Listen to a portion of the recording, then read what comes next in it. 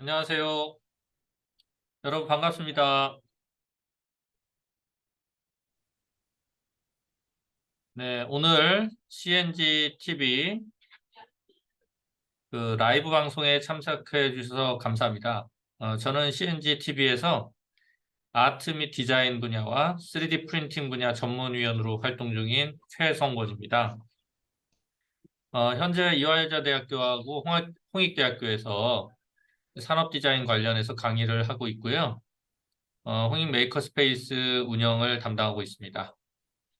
여러분들 잘 아시다시피 최근 들어 인공지능 활용 다방면에 걸쳐서 폭발적으로 이루어지고 있습니다. 시대의 흐름에 맞추어서 특히 이제 디자인 영역, 특히 제품 디자인 영역에서의 관련 최신 정보를 공유하는 시간을 좀 갖고자 합니다. 간략하게 오늘 주제 내용을 좀 요약하자면요. 생성형 AI 기술을 소비자 상품의 외관 디자인 개발에서 활용하고자 할 때 국내 제조기업들이 검토해야 될 기술, 경영, 법률, 여러 가지 측면의 주요 이슈하고 또 장애 요인하고 극복 방법, 그리고 미래 발전 가능성에 대해서 소개하는 시간을 갖도록 하겠습니다. 자, 그러면 오늘 방송을 함께 하실 주식회사 카페인웍스의 김용주 대표님을 소개시켜 드리겠습니다. 안녕하세요, 김용주 대표님. 안녕하세요. 교육 컨설팅 업체 카페인웍스의 김용수입니다. 네, 반갑습니다. 네, 주제에 앞서 제가 김용주 대표님을 짧게 소개시켜 드리도록 하겠습니다.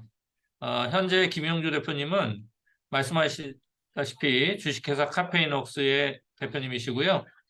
삼성전자 지식재산 IP센터 책임연구원을 역임하셨고, 삼성전자 디자인 경영센터 책임연구원, 그 다음에 한국디자인진흥원 디자인 경영 컨설턴트를 역임하셨습니다. 최근에는 인공지능 관련해서 디자인 전문가 협의체 전문위원으로 활발히 활동 중이십니다. 많은 커리어들이 있지만 오늘은 주요 내용을 듣는 게 중요하기 때문에요. 그럼 이제 김영주 대표님께 준비한 오늘의 주제인 생성형 AI 기술과 제품 디자인 이슈 및 발전 방향에 대해서 들어보도록 하겠습니다. 김영주 대표님 부탁드립니다. 네, 안녕하세요. 여러분 반갑습니다. 교육 컨설팅 업체 카페인웍스의 김용수입니다. 네, 오늘 많이 와주셔서 너무 감사드리고요. 발표 자료는 오늘 이제 방송 나가는 거 외에는 녹화나 촬영을 하지 않도록 좀 협조를 부탁을 드립니다. 바로 본론 넘어가겠습니다. 생성 AI는 하나 이상의 생성 모델로 되어 있는데요. 그 생성 모델들은 학습한 것과 동일한 형식의 데이터를 생성합니다. 텍스트를 학습하면 텍스트를 생성하고 이미지를 학습하면 이미지를 생성하는데요. 요즘 나오고 있는 멀티모달 모델들은 여러 유형의 데이터를 함께 학습을 합니다. 주요한 생성 모델로는 여러분 잘 아시는 언어 모델인 GPT나 이미지 생성 모델인 달리 이런 것들이 있고요. 생성 모델을 활용한 예로는 AI의 텍스트나 이미지를 입력해서 답변을 받거나 이미지를 생성하는 것이 있고요. 또 내부 영역의 이미지를 재생성하는 인페인트나 외부 영역의 이미지를 생성하는 아웃페인트, 그리고 서로 다른 이미지의 특징을 결합하는 블렌드, 그리고 이미지를 확대하고 디테일을 추가하는 업스케일도 모두 생성 모델을 이용한 기술입니다. 요즘은 보름에서 한 달 정도면 비슷한 기능들이 업데이트 되기 때문에 기능보다 가격으로 AI를 선택하는 경향이 나타나고 있는데요. 운영체제와 앱의 AI가 통합되면서 누구나 한 번 정도는 사용을 해볼 정도로 대중화가 되고 있습니다. 그만큼 다양한 기기에서 사용되기 때문에 기기에 내장되기 쉽도록 압축 모델이나 경량화 모델도 등장하고 있습니다. 올해는 작년보다 기업용 솔루션이 많이 나오고 있고요. 기업들도 생성 AI를 업무에 활용하는 방법을 연구해서 올해 업무에 시범 적용을 하고 있습니다. 그래서 인공지능 전환 매니저 같은 새로운 직군도 등장하고 비용이나 법률 같은 현실적인 이슈들도 대두되고 있습니다. 제품 디자인 분야에서는 연구개발 사례에 비해서 출시 사례가 그렇게 많지가 않은데요. 제조사가 생성 모델 사용 여부를 밝히지 않는 경향이 있어서 확인하기가 어렵습니다. 알려진 사례로는 오른쪽에 보시는 카르텔사의 AI 체어가 있고요. 아우디의 휠캡 디자인 사례처럼 전체 외관보다는 부분적인 적용에 그치는 그런 경향이 있습니다. 또 기능적인 접근 사례가 더 많은 편이고요. 미드전이나 달리 같은 범용 생성 모델보다는 특수한 생성 모델을 사용하는 경향이 있습니다. 범용 생성 모델은 디자이너 개인 수준에서 현재 실험 중에 있습니다. 저는 홍대 대학원에서 나건 교수님과 수업을 진행하고 있는데요. 작년에는 산학으로 실무 과제를 통해서 생성 AI를 활용하는 제품 디자인 방법론과 프로세스를 실증적으로 연구했습니다. 보시는 디자인들이 작년 수업의 결과물들이고요. 지금부터는 이 연구를 통해서 정리된 내용을 공유드리도록 하겠습니다. 저희는 툴 교육이 아니라서 특정 서비스를 깊이 다루지는 않는데요. 궁금해하시는 분들을 위해서 밝혀드리면은 메인으로 사용하고 있는 AI에는 이런 것들이 있고요. 서브로 사용하고 있는 AI에는 이런 것들이 있습니다. 우선 제품 디자인의 생성 AI를 활용하기 위해서는 회사 차원에서 먼저 준비를 해야 할 것들이 있습니다. 우선 AI 인력을 확보해야 합니다. 이 인력은 AI를 업무 체계에 결합시키고 어떤 생성 모델을 쓸지 결정해서 데이터와 인프라를 확보하고 AI 사용 기준을 만들어서 지키도록 하는 역할을 합니다. 다음으로 실행 환경을 선택해야 하는데요. AI를 많이 자주 사용하거나 높은 수준의 보안 정책을 갖고 있다면 상용 서비스나 클라우드 환경에서의 사용이 적합하지 않을 수도 있습니다. 어떤 환경에서 사용할지 종합적으로 따져서 결정을 해야 됩니다. 특히 GPU 사용료는 개발사도 감당하기 어려워하기 때문에 비용 문제에 대해서 좀 더 진지하게 생각을 해볼 필요가 있습니다. 요즘은 RH, 즉 검색 증강 생성 기술로 AI가 문서를 읽고 답변하게 할 수 있는데요. 이렇게 하려면 먼저 사내에 자료들을 수집을 하고 가공을 할 필요가 있습니다. 최근 나오고 있는 AI 서비스들은 뭐 구글 드라이브 문서라든가 원드라이브 문서, 팀즈 공동작업 문서 등을 읽을 수가 있는데요. 디자인 데이터들은 AI가 읽을 수 없는 형식으로 되어 있는 경우가 많기 때문에 어느 정도 가공이 필요합니다. 준비 단계의 마지막으로는 이미 자체적으로 개발한 디자인이 있으시다면은 그것으로 생성 모델을 추가 학습을 시키실 필요가 있습니다. 이렇게 하면 생성 모델이 우리 회사의 디자인 특징이 반영된 이미지를 생성하게 할 수 있습니다. 사전 준비 단계가 끝나면 디자인 기획에 AI를 활용할 수가 있는데요. 자연어로 된 사용자의 의견을 분류하고 키워드를 도출을 할 때 좀 도움을 받을 수가 있고요. 또 도출한 키워드를 친화도법으로 정리할 때에도 활용할 수 있습니다. 친화도법 뭔지 아시죠? 이렇게 포스트잇으로 벽에 붙이고 정리를 하는 걸 친화도법이라고 하는데 그 그룹핑을 하거든요. 그럴 때 사람보다 빠르게 키워드를 분류를 하고 상위 개념으로 추상화를 할 수가 있기 때문에 시간이 많이 절감이 되는 효과가 있습니다.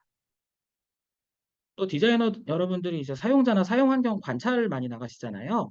이렇게 사용자나 사용 환경을 관찰할 때에도 사진을 찍어서 가져와서 그거를 AI 입력을 하면은 디자이너가 놓친 세세한 부분까지 분석을 해주기 때문에 그 내용을 보면서 디자이너가 더 많은 인사이트를 얻을 수 있습니다. 또 사용자의 어떤 프로필과 사용 환경에 대한 이미지 이런 거를 같이 입력을 하고 디자인에 대한 아이디어를 달라고 하면은 어떤 디자인에 대한 아이디어를 제안을 받을 수도 있습니다. 아직은 AI가 고도한 수준으로 디자인에 대해서 제안을 해주지는 못하지만 평범한 의견을 걸러내는 용도나 또 브레인스토밍 목적으로는 나쁘지 않습니다.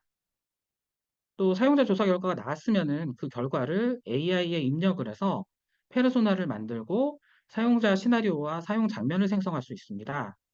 하지만은 제품의 기능이나 사용법을 묘사를 해야 될 때가 있는데 그럴 때나 또는 어떤 사용 상황을 그런 컨텍스트를 간결하게 함축적으로 묘사하는 이미지를 만들려고 하면은 상당히 많은 노력이 좀 필요하다는 그런 한계점이 있습니다. 또 특정한 어떤 기준을 주고 이미지를 분류를 할 수도 있습니다. 비슷한 디자인 언어로 되어 있는 디자인은 분류가 잘 안 되는 한계점이 있지만 우리가 생성 AI로 대량으로 시안을 생성을 했을 경우에 그런 대량으로 생성한 시안을 걸러내는 데에는 이 방법을 유용하게 사용을 할 수가 있고요. 이렇게 디자인 기획 단계에서는 데이터를 분류를 하거나 또 AI와 대화를 하는 과정을 통해서 디자이너들이 인사이트를 얻을 수가 있습니다. 다음 단계로는 디자인에 필요한 참조 데이터를 수집을 하고 가공을 해야 합니다. 여기에는 디자인뿐만 아니라 마케팅이나 상품 기획 자료도 포함이 되고요. 우리 회사 경쟁사의 그런 제품 이미지들, 또 AI로 다른 사람이 생성을 한 이미지, 또 그 밖에 이제 영감을 주는 그런 기타 이미지들이 모두 포함이 됩니다. 이 데이터들은 프롬프트를 도출하는 데 사용이 되는데요. 우선 수집한 그 사내 문서에서 감성어 키워드, 디자이너들이 사용을 하는 그런 키워드들이죠. 뭐 엘레강트하다든가 슬릭하다든가 그런 류의 표현들인데 그런 키워드를 도출을 하고 또 제품 이미지, 경쟁사와 자사의 그런 제품 이미지에서는 프롬프트를 도출을 할 수가 있습니다. 이미지 투 텍스트라는 기능을 사용을 해서 이미지를 입력을 하고 그 이미지의 내용을 묘사를 하는 텍스트를 뽑아낼 수가 있는데요. 그거로 프롬프트를 얻을 수가 있습니다. 그래서 이 둘을 합쳐서 디자인 기획이 반영된 그런 프롬프트를 얻을 수가 있고요. 또 AI로 생성된 이미지를 모으는 이유는 어, 그 AI로 생성된 이미지의 메타데이터를 분석을 하면은 패러미터를 어떻게 넣어야지 이런 이미지가 나오는지를 알아낼 수가 있습니다. 또 그 밖에 기타 이미지들은 블렌드라는 기능으로 새로운 디자인 아이디어를 탐색을 할 때 사용을 할 수가 있습니다. 순서대로 정리를 해보자면은 텍스트 투 이미지로 기획에서 시안을 생성을 하고 또 스케치나 모델링이 이미 있는 경우에는 이미지 투 이미지로 시안을 생성을 할 수가 있습니다. 이때 이미지가 없다면은 위에서 텍스트 투 이미지로 생성을 한 이미지를 참조로 넣을 수도 있고요. 또 디자인 과제에는 새로운 어떤 폼 팩터라든가 또는 색, 소재, 패턴, 마무리 공정 뭐 이런 것들을 발굴을 하는 그런 선행 과제들이 있는데요. 그런 종류의 과제들을 할 때에는 이 블렌드를 사용을 해서 서로 다른 이미지의 특징들을 혼합을 하면서 이렇게 실험을 해볼 수가 있습니다. 그리고 이렇게 생성한 이미지는 인페인트 기능으로 부분적인 수정을 가할 수가 있고요. 아웃페인트 기능으로 캔버스를 이제 확장을 한다던가 업스케일 기능을 사용을 해서 이미지에 디테일을 추가를 할 수가 있습니다. 마지막으로 생성된 이미지를 이제 이미지 투 텍스트로 체크를 해서 혹시 다른 디자인과 닮은 부분이 있는지 체크를 하고 그런 부분이 있다면은 이제 인페인트로 수정을 할 수가 있습니다. 지금 언급된 기능들은 어떤 특정한 AI에 그 지원하는 기능이라기보다 대부분의 이미지 생성 모델들이 기본적으로 지원을 하고 있는 기능들이고요. 이미지에서 프롬프트를 뽑아내는 그런 기능의 장점은 말로 표현하기가 힘든 비언어적인 정보잖아요. 그래서 그림을 그리는 이유가 말로 표현하기가 어려워서인데 그런 비언어적인 정보를 언어로 쉽게 묘사를 할 수가 있고요. 또 이걸 사용해서 다시 이미지를 생성을 하면은 같은 언어로 묘사한 범위 내에서 원본과 유사한 디자인을 생성을 해주잖아요. 그렇기 때문에 하나의 원형에서 파생된 디자인을 탐색을 하는데 유용합니다. 또 이런 방법은 기획과 디자인의 차이를 줄이는 데 도움이 될 수가 있습니다. 같은 이미지를 놓고도 서로 사용하는 그런 언어적인 표현이 달라서 의견 차이가 생길 때가 있으시죠? 그런데 그 이미지 생성 모델은 키워드로 이미지를 생성을 하니까 이런 간극이 좀 줄어들 수가 있거든요. 텍스트 투 이미지 생성은 특정 키워드와 거리가 가까운 이미지와 먼 이미지를 대조 학습해서 잠재 공간에서 가까운 거리에 있는 이미지를 끌고 오는 방식인데요. 키워드와 이미지 사이의 의미적인 유사성은 코사인 유사도로 평가를 할 수가 있고 절대적인 차이는 유클리드 거리로 평가를 할 수가 있습니다. 하지만 현재는 이제 이미지에 따라서 학습된 키워드가 다르다는 문제가 있는데요. 예를 들어서 모니터에는 슬릭이라는 표현을 많이 사용을 하지만 컴팩트라는 표현은 거의 사용을 하지 않거든요. 그래서 이 방법을 이제 디자인에서 활용을 하려고 하면은 디자이너가 사용을 하는 다양한 감성 언어로 모델을 학습을 시킬 필요가 있습니다. 이미지 투 이미지 생성은 뭐 컨트롤넷만큼 정교하지는 않지만 디자이너의 의도를 어느 정도 반영을 해서 이미지를 생성을 할 수 있다는 장점이 있고요. 또 기존의 재질 편집기라든가 렌더러 등의 프로그램 등의 대체 수단이 될 수가 있습니다. 앞에서 제가 컨트롤넷이라는 단어를 사용했는데요. 처음 들으시는 분들을 위해서 설명을 드리면은 생성 과정을 정밀하게 제어하는 기술입니다. 예를 들어 다른 이미지에서 인물의 포즈를 본따서 생성을 한다던가 어떤 이미지에서 의미가 있는 부분을 영역을 분할을 해서 생성을 하는 것처럼 다양한 방식으로 생성을 제어를 할 수가 있습니다.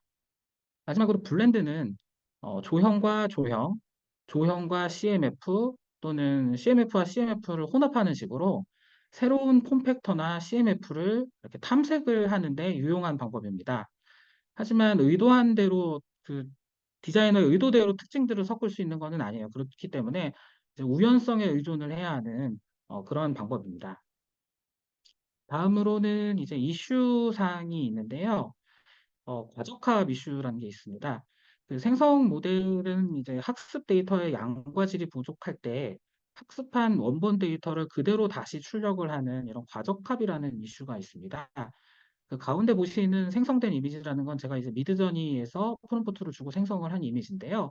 이 이미지를 생성을 하고 이걸 이제 제미니에 입력을 하고 어느 브랜드 제품 같아? 하고 물어본 거예요. 그랬더니 이제 어느 브랜드 제품 같아 보입니다. 하고서는 그 내용을 이제 쭉 불러주더라고요. 그래서 그 나온 이제 브랜드명으로 다시 검색을 해본 거예요. 그랬더니 아래쪽에 이제 원본으로 수정되는 이미지가 있더라고요. 이런 경우에 이제 과적합이 일어났다고 볼 수가 있는데요. 과적합이 일어난 결과물은 디자이너들이 만드는 거는 어쨌든 간에 상업적으로 활용을 하기 위해서 이렇게 디자인을 하는 거잖아요. 그렇기 때문에 이미 학습된 데이터 원본이 있고 그게 그대로 다시 나왔다는 뜻이기 때문에 이렇게 과적합이 일어나면은 그 결과물은 상업적으로 사용을 할 수가 없습니다. 그래서 어떤 그 우리가 디자이너가 이미지를 생성을 하고 나서는 AI에 어떤 브랜드로 보이는지 한번 이렇게 물어볼 필요가 있고요. 만약에 쭉 이렇게 살펴봤는데 AI가 꼭 정답을 말해주는 건 아니에요. 정답을 말해주는 건 아니지만은 혹시라도 과적합이 발생한 것으로 판단이 된다면은 이미지를 이제 수정을 해야 됩니다. 전체적으로 다시 재생성을 할 수도 있고요. 또 변리사 검토 하에 문제가 되는 부분, 뭐 닮아 보이는 부분이겠죠. 주로 이제 뭐 부분 디자인 제도라든가 그런 거로 특정한 권리가 잡혀 있는 그런 부분들에 대해서 인페인트로 재생성을 한다거나 사실 손으로 다시 그려도 돼요. 그 부분에 대해서는 그렇게 해서 이렇게 회피 설계를 할 수가 있습니다. 하지만은 앞에서 말씀드렸다시피 우리 회사 디자인으로 뭔가 그 학습된 모델을 사용을 해서 이미지를 생성을 했다라는 경우에는 닮아도 우리 회사 제품을 닮잖아요. 그렇기 때문에 이 문제에서 자유로울 수가 있습니다. 물론 이제 원하던 완전 새로운 디자인이 나온 것은 아니지만은 그런 그 과적합으로 인한 침해 문제에서는 비교적 자유로울 수가 있다라는 거고요. 다음으로 이슈는 구현 가능성의 이슈가 있습니다. 현재 이제 그 이미지 생성 모델의 주류를 이루고 있는 게 잠재 확산 모델인데요. 이런 잠재 확산 모델은 어떤 구조를 고려를 해서 생성을 하는 게 아니에요. 그러다 보니까 어떤 오류가 포함된 그런 디자인을 생성하기도 하거든요. 조형이 부분적으로 완결이 되지 않은 그런 조형으로 만든다던가, 그림자 부분에 어떤 오류가 있다던가, 또 원근법 부분에 이렇게 오류가 있다던가 하는 식으로 오류들을 많이 내포를 할 수가 있습니다.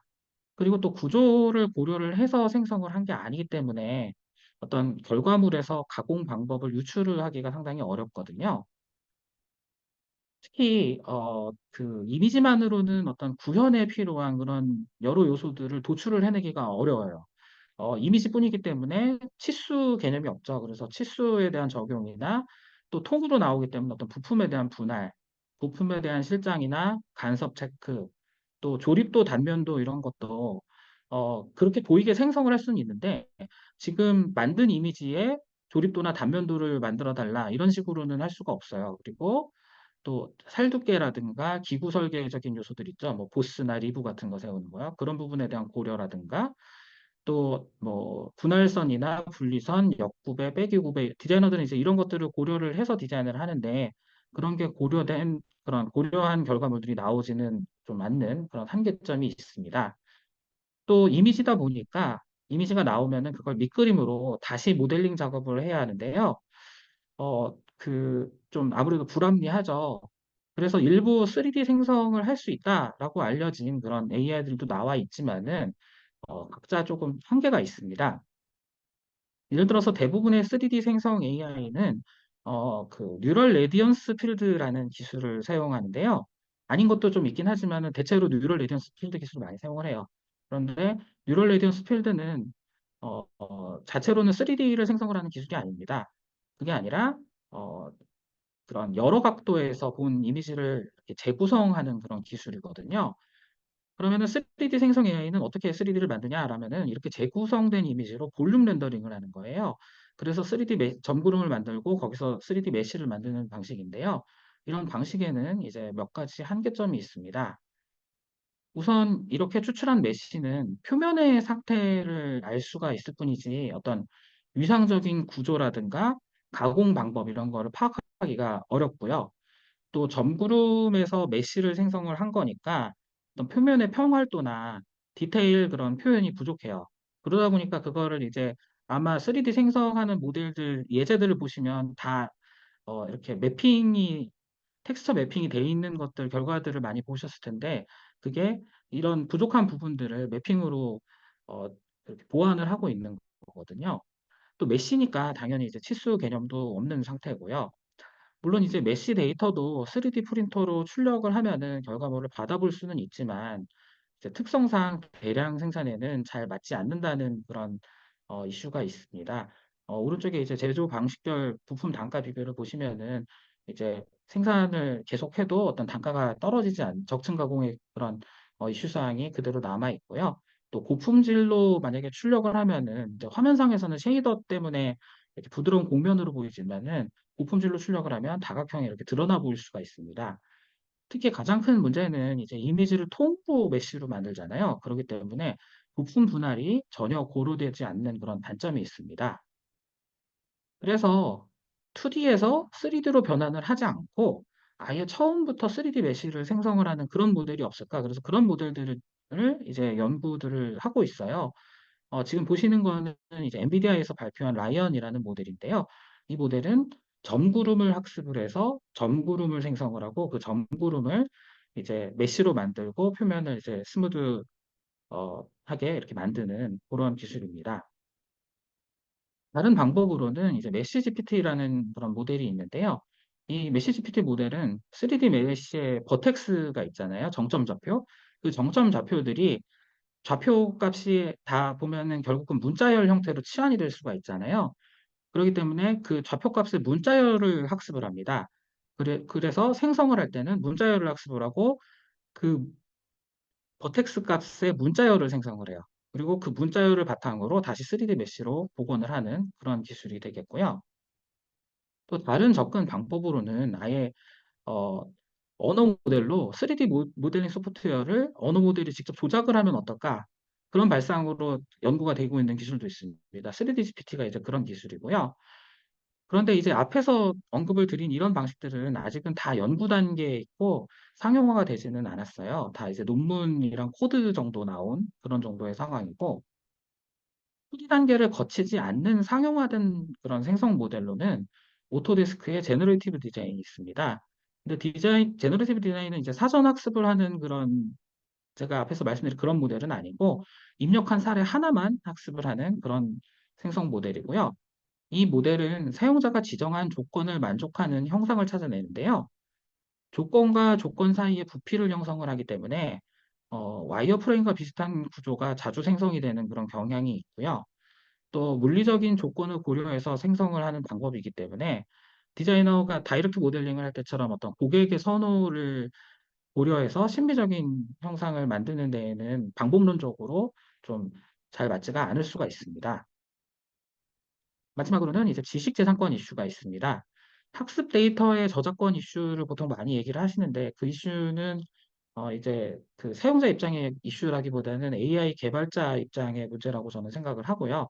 사용자 입장에서는 앞서 말씀드렸다시피 우리 회사 데이터로 생성 모델을 학습시키면 되니까 이게 그렇게 엄청 큰 이슈는 아니라고 생각을 해요. 그 또 가족합 문제도 우리 회사 그런 데이터를 사용을 해서 학습을 시키면은 어느 정도 벗어날 수가 있고 서로 가족합이 일어나더라도 또 회피 설계를 하면 되니까 큰 문제는 아니라고 봅니다. 다만 이제 사람이 개입하지 않고 생성한 그런 결과물에 대해서 지식재산권을 인정을 해주느냐 이 부분에 대해서는 이제 논란이 있어요. 사람마다 그리고 나라마다 이런 논란이 있고 아직은 이제 그 창작자를 디자이너로 하지 않고 AI로 한 경우에는 이제 받아주지 않는 게 대부분 그런 나라에서 그렇게 받아주지 않고 있고요. 물론 이제 디자이너가 작업을 하고 자기 이름을 넣어서 출원을 하면은 이제 받아주긴 하죠. 근데 만약에 분쟁이 일어난다던가 하면은 이제 디스커버리 절차, 그러니까 정보 게시 절차가 나면은 이제 실제 창작자 어떤 과정으로 됐는지 이걸 살펴보면은 또 그런 것들이 드러날 때 어떻게 될지 이런 거는 아무도 몰라요. 판례가 없고 이런 부분에 대해서는 그래서 이제 말씀드리는 입장에서는 도박을 하라고 말씀을 드릴 수는 없잖아요. 그렇기 때문에 이렇게 하기보다는 이제 AI를 사용을 하되 보조적으로 사용을 하는 그런 업무 프로세스를 따로 개발을 하는 것이 좀 필요할 것 같습니다. 그러면은 이미지 생성 모델을 제품 디자인 실무에 어떻게 활용을 해야 할까요?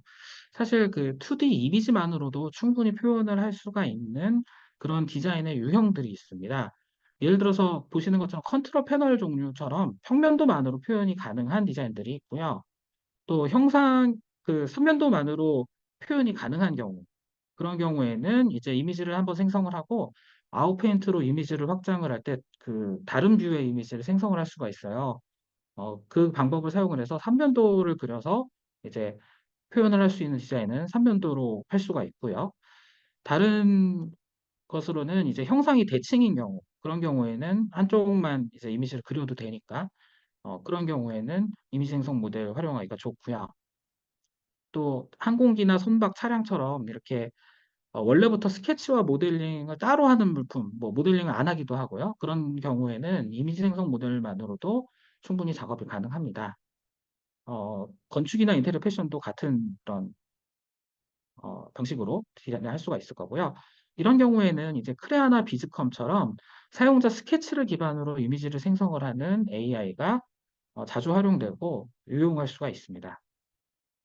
그리고 생성 모델로 제품 디자인을 할 때는 디자인 목업을 꼭 만들어 보는 것이 좋습니다. 크기감이나 부피감, 그립감 등을 검토하는 데에도 필요하고 또 뭐 부품 분할이나 옆구배, 빼기구배 이런 식으로 어떤 구현 방법을 연구를 할 때에도 디자인 목업이 필요합니다. 다만 이제 크기를 알아야지 목업을 만들잖아요. 근데 이미지만으로는 목 크기를 알 수가 없기 때문에 이미지를 생성을 할 때 치수를 확인을 할 수 있는 다른 물체를 좀 같이 생성을 하면 좋습니다. 텍스트 투 이미지 모델의 경우에는 특정 브랜드나 특정 사이즈의 모델을 생성을 이름을 넣어서 할 수 있을 때가 있어요. 뭐 26인치 펜을 만들어 달라거나 뭐 16온즈짜리 컵을 만들어 달라거나 하면은 이제 그런 것들을 알아듣거든요. 물론 이제 그거에 상대되는 것의 이미지는 사실은 어느 정도 사람이 조정을 해야 되기 때문에 완벽한 그런 방법은 아니라고 볼 수는 있는데 감을 볼 수가 있으니까 이런 방법을 사용을 할 수가 있고요.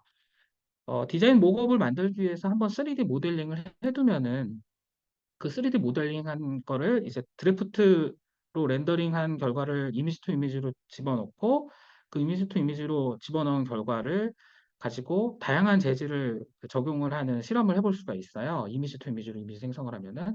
그렇기 때문에 3D 모델링을 해두면은 상당히 편리합니다. 하지만 어떤 그런 근본적인 문제 해결을 위해서는 이미지 생성 모델이나 메시 생성 모델이 아닌 솔리드 데이터 생성 모델이 필요하다고 생각을 해요. 메시 형식은 영상이나 게임 분야에서 많이 사용을 하고, 솔리드 형식은 제품 디자인에서 그런 많이 사용을 하는데요. 이미지 생성 기술과는 달리 아직 초기 연구 단계에 있거든요. 지금 뭐 오른쪽에 보시는 CSGNet 같은 경우에는 이제 그 불린 연산으로 솔리드 모델을 생성을 하거든요. 입력은 복셀이나 또는 이제 2D 이미지를 넣고 그걸 추상화해서 그걸 이제 참조 삼아서 이렇게 하는 방식인데 아직은 다 초기 그런 연구 단계고 상용화된 그런 모델들은 나와 있지가 않은 상태입니다. 그래서 이런 모델들이 앞으로 좀 많이 나와야 될 것 같아요. 그래서 앞으로 제품 디자인 분야에서는 생성형 AI의 그런 활용이 늘어나려면 솔리드 데이터 생성 모델에 대한 그런 연구가 활성화돼야 된다고 생각을 합니다. 그냥 솔리드 데이터 자체를 생성을 할 수 있다가 아니라 디자이너들이 필요로 하는 어떤 감성어 키워드를 입력을 하고 디자인을 생성을 할 수가 있어야 되겠고요. 또 이미지 생성처럼 뭔가 그 부품 분할이나 이런 현실적인 그런 구현 방법이 피저빌리티가 없는 디자인이 나오는 게 아니라 가공이나 생산 방법을 고려한 그런 모델링을 생성할 수 있도록 개발을 할 필요가 있다고 생각됩니다. 네, 그러면 오늘 제가 준비를 한 것은 여기까지고요. 마지막으로 회사 소개를 잠깐 드리고 마무리를 하도록 하겠습니다. 저희 교육 프로그램은 경영자를 대상으로 한 전략 과정과 실무자를 대상으로 한 프로토타이핑 과정이 있고요. 대기업 실무 경력 10년 이상인 전문가 중에서 교육 대상에 적합한 강사를 섭외해서 진행되고, 컨설팅 프로그램은 AI 전환과 상품 혁신이 있고요. 컨설팅에 앞서서 경영 진단이 선행됩니다.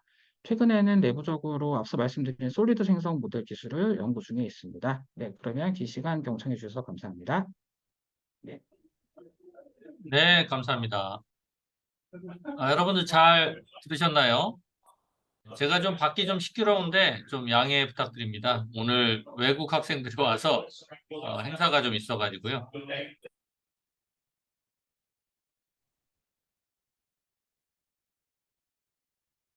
자, 지금까지 여러분들이 아마 쭉 들어보셨을 텐데 질문 사항을 좀 Q&A 시간을 갖도록 하겠습니다.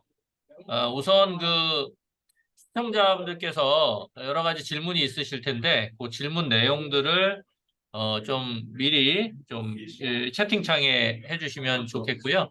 그다음에 이제 제품 디자인 관련해서 뿐만 아니라 지금 다양한 기업에서 준비해야 될 사전 준비 관련 뭐 이런 것까지 다 말씀하셨기 때문에 네, 뭐 내용을 주시고요. 그다음에 참고로 우리 김용주 대표님께서 원래 이 자료를 이제 공유는 처음부터 어렵다고 말씀하셨기 때문에 좀 양해를 해주셨으면 좋겠습니다. 자, 우선 그 제가 질문 그 드리는 시간이 좀 있으니까 제가 우선 한 가지 질문을 좀 올리겠습니다. 현재 그 제품 디자인 프로세스에서 볼 때 인공지능의 활용 영역이 2D 시각화 부분에 주로 중점을 두고 있다고 보이거든요. 그런데 이제 3D 프린팅 같이 출력이 가능하고 아까 같이 이제 말씀하신 대로 솔리드 모델링이 좀 정확하게 되는 시기가 어느 정도로 혹시 예측해 볼 수 있을까요? 네, 답변을 드리자면은, 제 생각으로는 지금 이제 제가 오늘 설명에서 간단하게 넘어가서 이제 언급을 하지 않은 부분인데, 블렌더의 블렌더 GPT라고 그 플러그인 형태로 메시 생성 그 메시 기본 메시 도형을 생성을 할 수 있는 그런 플러그인이 나와 있어요. 그 프롬프트로 입력을 해서 나올 할 수 있는 게 나와 있고 또 언리얼에도 이제 콤피 UI 그런 플러그인이 들어가 있습니다. 그래서 텍스처 맵을 생성을 할 적에 빠르고 쉽게 프롬프트로 생성을 할 수 있게 그런 기술이 나와 있거든요.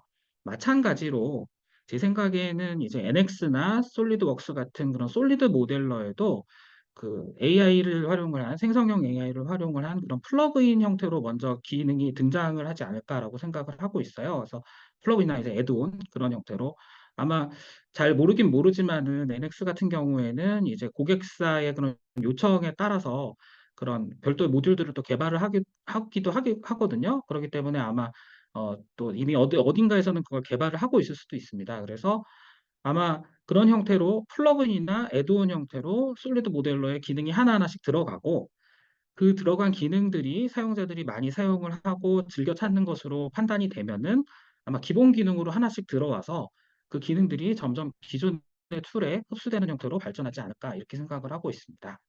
네. 아, 예, 감사합니다. 혹시 그 질문이나 우리 편하게 말씀하셔도 되고요. Q&A는 채팅창에 남겨주시면 답변 드리도록 하겠습니다. 일단 질문들이 아까 공통적인 것 중에 하나, 이제 업계 네. 동향, 이제 향후의 동향 같은 것도 좀 여쭤봤어요. 네, 지금 이제 산업에서는 실제 말씀하신 대로 어느 정도 선에서 사용되고 있는지 이런 부분이 좀 궁금한 것 같거든요. 제가 오늘 제품 디자인 분야로 한정을 해서 말씀을 드렸는데요. 이제 영상이라든가, 게임, 그리고 그런 캐릭터 디자인, 그런 쪽에서는 이미, 굉장히 많이 산업에 들어와 있고, 산업에 굉장히 융화가 되게 잘 돼 있어요. 그래서 게임 같은 경우에는 예를 들어서 그 간단하게 텍스처 매핑을 할 수 있는 그런 그 생성형 AI부터 시작을 해서 현재는 이제 그 예전에는 맵 에디터라고 불렀죠. 맵을 돌아다니면서 특정 위치에서 이렇게 프롬프트를 입력을 하면은 그 위치에 어떤 새로운 객체를 생성을 하거나 이벤트를 생성을 하거나 그런 일들을 할 수 있는 방식으로 굉장히 발전적인 방향으로 많이 나오고 있고 특히 이제 중쪽에서 연구를 그런 한 사례인데요. 그챗 디벨로퍼라는 프로젝트가 있는데요. 그거는 이제 그 기터브에서 아마 찾아보시면 나올 거예요. 챗 디벨로퍼라는 거는 챗이 서로 대화를 하면서 그 게임을 개발을 합니다. CEO 챗봇이 있고 디자이너 챗봇이 있고 프로그래머 챗봇이 있고 이런 식으로 챗봇들이 있어서 서로 기획회의를 하고 그 챗봇들이 대화를 하면서 코드를 만드는데 어, 그 챗 디벨로퍼를 사용을 해서 지금 이제 그런 게임을 만드는 거가 아직은 고도한 건 못 만들고 이제 아주 단순한 게임들밖에 못 만들지만은 하나의 게임을 만드는데 7분 정도 걸린다고 그래요. 자동으로 게임이 그냥 나오는 거죠. 지금 없는 기능은 앱스토어에 올리는 기능만 없습니다. 그 정도로 이제 발전 속도가 게임 쪽에서 되게 빠르고 또 캐릭터 디자인이나 웹툰 쪽 이런 쪽에서 또 굉장히 많이 활용이 되고 있고 패션 쪽에서 이제 그 옷 시착하는 거 있잖아요. 그런 거를 이제 시뮬레이션 해볼 수 있는 그런 종류의 거라든가 영상 쪽은 워낙 많이 나오고 있기 때문에 지금 뭐 예를 들어서 슈퍼노바 그 에스파의 슈퍼노바 뮤직비디오에도 생성형 AI로 만든 장면이 들어가 있고 굉장히 영상에서는 많이 활용을 하고 있는 그런 추세입니다. 그래서 그쪽에서는 굉장히 많이 발달이 될 거로 생각이 들고요. 그런데 다만 이제 제품 디자인이나 이런 쪽에서는 저희들이 이런 어떤 산업상의 도메인상의 그런 이슈들이잖아요. 이런 부분들이 AI 개발하시는 분들한테 그런 어떤 개발 목표에 들어가지 않으면은 이런 부분들이 반영이 돼서 개발이 되지가 않을 거로 보이기 때문에 그 시기는 뭔가 AI 개발하시는 분들이 이런 부분까지 저희 제품 개발하고 산업에서 활용하는 부분까지 그 관심사가 좀 넘어와야 발달이 되지 않을까 이렇게 생각을 하고 있습니다. 네, 감사합니다. 하나 그 시청자 여러분들께서 질문을 하나 좀 해주신 게 있는데요. 그 김홍식 네, 선생님께서 질문해 주셨는데 생성형 AI 활용한 디자인이 법적으로 보호받기 위해 기업이 취해야 할 조치는 뭐 무엇이 있을까라는 질문입니다. 어떻게 생각하실까요? 제가 그 변리사는 아니기 때문에 그렇게 답변을 하기는 조금 어렵긴 한데요. 어, 그 디자인, AI를 활용한 디자인이라는 거가 어느 정도 수준인가가 조금 중요할 것 같아요. 어, 사람이 전혀 개입을 하지 않고 어떤 결과물을 나온 경우에는 아직은 논란이 굉장히 많이 있거든요. 그런데 기획에서 활용하는 거, 그런 기획에서 디자인 기획에서 활용을 하는 거는 제 생각에는 큰 문제가 없어요. 왜 문제가 없냐면은 일단은 기획 자체를 보호를 할 수 있는 지재권 제도가 없어요. 부정경쟁방지법 정도?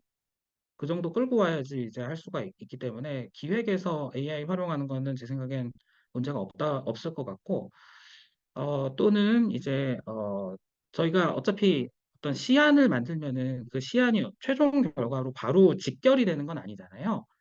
우리가 가공 방법이나 제조 생산 방법을 고려를 해서 또 여러 재설계 과정을 거치고 양산 이관 이후 단계들이 있기 때문에 그 단계에서 이제 충분히 그런 변형을 많이 하면은 그런 부분들이 크게 이슈가 없지 않을까라고 생각이 들어요.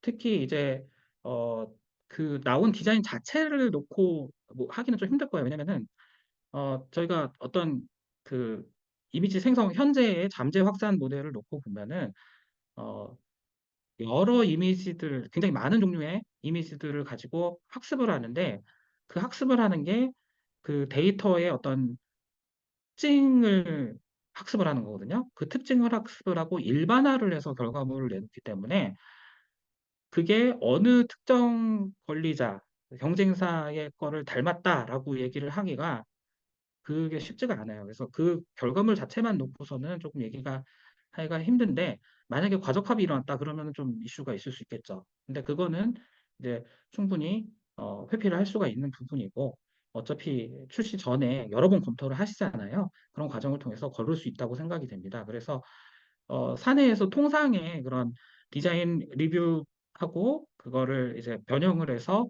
이렇게 나가기 전에 어떤 리스크를 줄이는 과정을 이미 갖고 계시다면은 생성형 AI를 활용을 해서 디자인을 하는 데에는 큰 문제가 없을 거라고 생각합니다.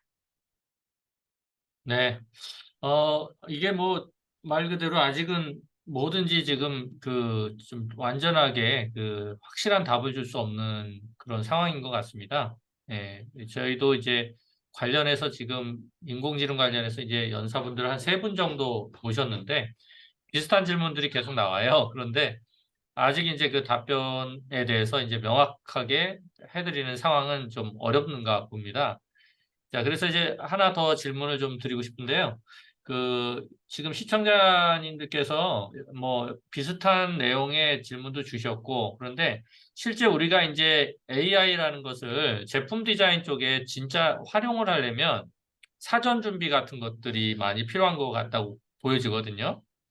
그런데 과연 이제 그런 사전 준비뿐만 아니라 추가적으로 이제 그 디자인을 할 때 이런 여러 가지 이제 그 인공지능 솔루션들이 있는데 만약에 우리가 뭐 청소기든 뭐 예를 들어서 TV든 이런 걸 디자인할 때 지금 이제 카페인웍스 김용주 대표님께서 경험하신 바에 의하면 어떤 인공지능 생성형 AI 인공지능을 우선 좀 경험을 해보는 게 좋다. 이런 것들 추천해 주실 수 있을까요? 우선 추천, 지금 사실 그 기능들이 다들 비슷해져 가고 있기 때문에 뭐를 뭐가 딱히 우위에 있다라고 얘기를 하기는 조금 힘든 측면은 있어요. 하지만은 몇 개 추천을 드리자면은 우선은 이제 보통 디자이너들이 요새 그런 방식을 많이 사용을 하거든요. 미드저니에서 텍스트 투 이미지나 이미지 투 이미지로 먼저 어떤 디자인을 생성을 하고 그거를 크레아나 비즈컨 같이 스케치 기반, 이미지 기반으로 또 수정을 할 수 있는 툴로 가져와서 수정을 하는 방법을 많이 사용을 하거든요. 이렇게 하는 데에는 여러 가지 이유가 있는데, 물론 이제 뭐 레오나르도 AI라든가 스테이블 디퓨전 쪽도 뭐 컴피 UI도 있고 웹 UI도 있고 좋은 것들이 많이 있는데, 최대 강점 중에 하나가 미드저니가 이제 디스코드 대화방에서 작업을 할 수가 있다 보니까 팀 작업을 하기가 좋아요. 그래서 제가 추천을 좀 드리는 거는 미드저니에서 서로 다른 작업자들과 이렇게 대화를 하시면서 이미지 생성을 하시고 그 결과를 가지고 고도화를 할 적에 크레아나 비스컴처럼 어떤 스케치를 기반으로 다시 이미지를 생성을 할 수 있는 그런 쪽에 가져와서 그쪽에서 좀 디자이너의 의도를 반영을 해서 디자인을 하시는 것이 어떨까라는 생각이 듭니다. 네.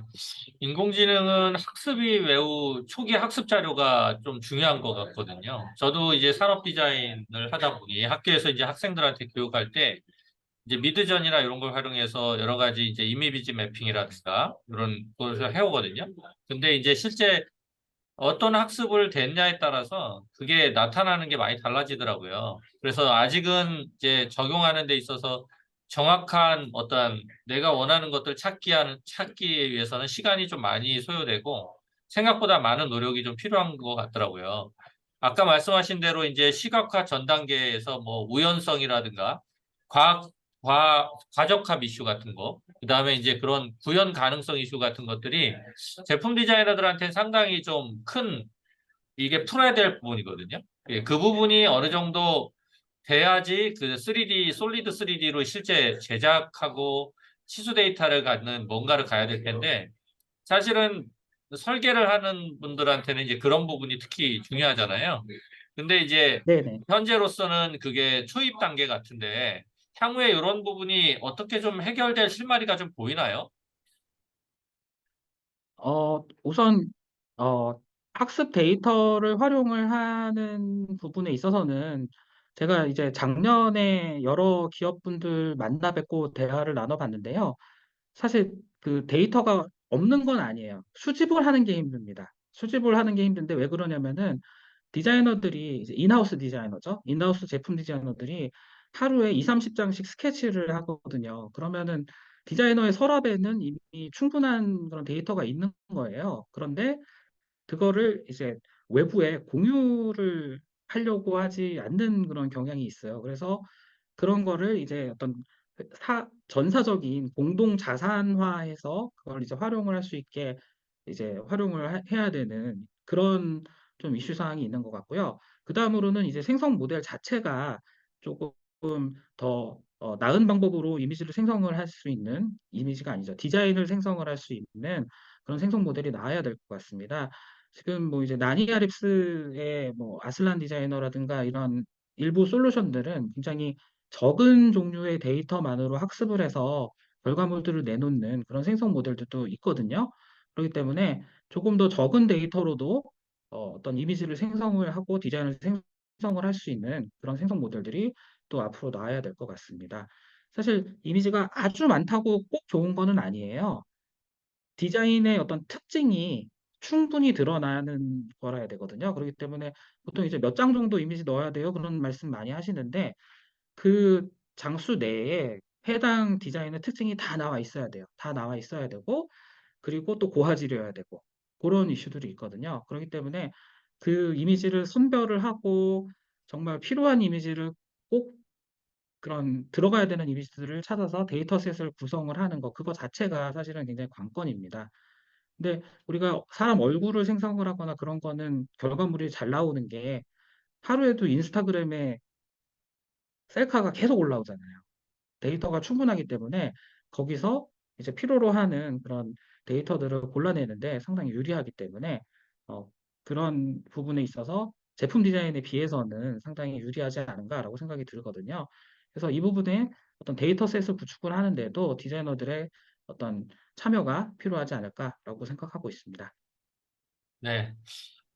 아무래도 제가 아마 교육 쪽에 있다 보니까 디자인 교육을 하다 보면 사실은 이제 직장에서 나가서 스스로 AI 관련 솔루션을 공부하고 이거를 적용하는 게 쉽지는 않거든요. 그러니까 개인적으로 봤을 때. 우선 이제 학교에서 인공지능이라는 어떤 교과목, 관련된 연계 과목을 교수법에 의해서 개발하고 그것을 좀 체계화한 다음에 이제 나가야 되는데 아직은 이제 그런 인력 배출이 현재는 이제 아직 미진한 상태거든요. 그렇다면 우리 카페인웍스 대표님께서는 지금 대학원에서도 이런 관련 수업을 하고 계시는데 대학 교육을 위해서 우리 뭐 교수님들 또는 학생 또는 학교의 입장에서 어떤 선결 과제가 조금 더 보완되거나 준비되어야지 이것이 산업적으로 좀 원활하게 작동할 거라고 보시는지요? 제가 뭐 저라고 다 아는 거는 아닌데요. 제가 해본 바로는 이 수업이 좀 힘들어요. 힘든 이유가 AI도 공부를 해야 되고 또 디자인도 공부를 해야 되고 둘 다 공부를 해야 되는 그런 이슈가 있어서 수업을 좀 하기가 힘들더라고요. 그래서 제가 지금 이제 AI 디자인 혁신 학회라는 거를 이제 벨기에로 같이 참여를 해서 만들었는데 그쪽에서는 디자이너들을 대상으로 이런 기계학습에 대한 공부들 그리고 거기에는 이제 수학 공부도 포함이 돼요. 디자이너들이 수학 공부 많이 싫어하는데 그런 기초적인 학습들이 또 같이 들어가야 되기 때문에 이게 어떤 특정한 하나의 과목이 아니라 이거를 받쳐주는 여러 개의 과목들로 구성이 돼서 교육 과정이 만들어져야 되지 않을까라는 그런 생각이 들더라고요.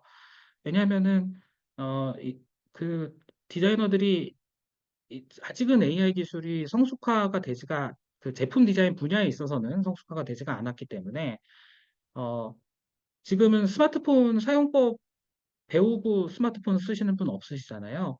그런데 AI도 나중에는 그렇게 될 거거든요. 근데 아직 그 단계까지 가려면 상당히 거리가 멀어요. 그렇기 때문에 현재 단계에 있는 디자이너들은 디자인만 잘하는 게 아니라 AI도 잘 알고 둘 다 잘 알아야 하기 때문에 둘을 어떤 융합된, 혼합된 그런 교육 과정이 있어야 되지 않을까 그렇게 생각을 하고 있습니다. 네. 예, 감사합니다. 자, 지금 이제 뭐 제가 질문을 주로 많이 드렸는데요. 요번에는 이제 질문들이 그렇게 많이는 안 올라왔지만 향후에 이제 이 CNG TV 녹화된 방송을 보시고 추가적인 질문은 그때 충분히 할 수 있습니다. 그리고 이제 CNG TV 설문조사에 응해 주시면 감사하겠고요. 그러면 이제 끝으로 이제 결론 요약 멘트를 한번 우리 대표님한테 듣고 또 꼭 하시고자 하시는 말씀이나 전하고 싶은 메시지 있으면은 끝으로 마무리 멘트 부탁드립니다. 네, 우선 긴 시간 들어주셔서 감사드리고요. 제가 발표가 약간 빨리 끝났죠. 그래서 질문을 더 많이 받았는데 어쨌든 감사드리고 제가 질문 사항에 대해서 다 답변을 못 드렸는데 우선 저는 그렇게 생각을 해요. 저희가 어, AI가 굉장히 많은 것들을 바꿀 거다라는 이야기들을 하는데 그게 가능하려면은 결국은 어떤 대체되려는 분야에 대해서 AI를 개발하는 사람들이 많이 잘 알아야 된다고 생각을 하거든요. 그런데 제가 볼 때는 아직 제품 디자인 분야에 대해서는 그렇게 도메인 그런 정보가 그 개발 목표에 반영이 돼서 결과물들이 나오고 있는 것 같지는 않아요.